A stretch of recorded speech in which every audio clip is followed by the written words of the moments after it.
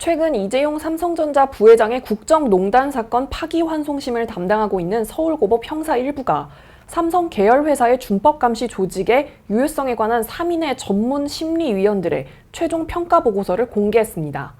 시민단체들은 해당 보고서가 수박 겉핥기 평가, 고무줄 평가 기준, 제멋대로 결론 등 그야말로 총체적 문제를 안고 있다며 문제점을 제기했는데요. 경제개혁연대, 경제민주주의 21, 경실련, 금융정의연대, 한국 YMCA 전국연맹 등 시민단체들은 보고서가 졸속으로 만들어졌다며 삼성의 준법감시 활동이 종합적이고 실체적으로 평가하기에는 턱없이 부족한 촉박한 평가 일정 때문이라고 지적하고, 불과 한 달도 안 되는 기간 동안 재벌그룹인 삼성의 준법감시 실태를 평가해달라는 재판부의 요구는 삼성그룹의 준법감시 실태에 대한 객관적 평가가 아닌 이재용에게 집행유예라는 면죄부를 주기 위해 그럴듯한 외양을 갖추는 것을 잘 보여주고 있다고 비판했습니다. 이들 단체는 재판부를 향해서도 정준영 재판부에게는 제대로 된 평가가 아니라 그저 평가를 위한 평가가 중요했을 뿐이라면서 졸속으로 진행된 평가에 따라 엉터리 보고서를 손에 쥐었다고 해서 진실을 마음대로 바꿀 수는 없다고 일침을 가했습니다.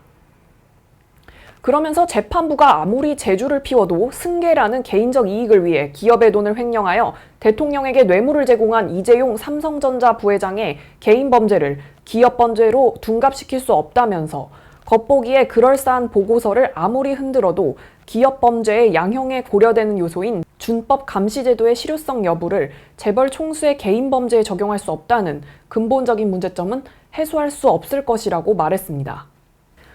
준법 감시제도에 대해서도 문제를 제기했는데요. 이들 단체는 준법 감시제도를 일부 양형에 반영하는 이유는 의인화된 기업이 준법 감시제도를 유효하게 구축하는 등 범죄 예방 노력을 사전에 기울인 경우 선한 법인으로 간주해 주겠다는 것이라면서 준법 감시제도가 자신보다 상위에 위치한 기업 최고 의사결정자의 위법 행위를 감시한다는 것은 그 자체가 논리적 모순이라는 점도 분명히 했습니다. 특히 우리나라의 경우 재벌 총수는 무소불위의 권력을 행사하고 있기 때문에 총수의 의사에 좌우될 수밖에 없다는 점을 강조하며 이런 조직의 유효성을 피상적으로 평가해서 재벌 총수의 범죄 행위에 면죄부를 줄 수 없는 이유가 여기에 있다고 설명했습니다.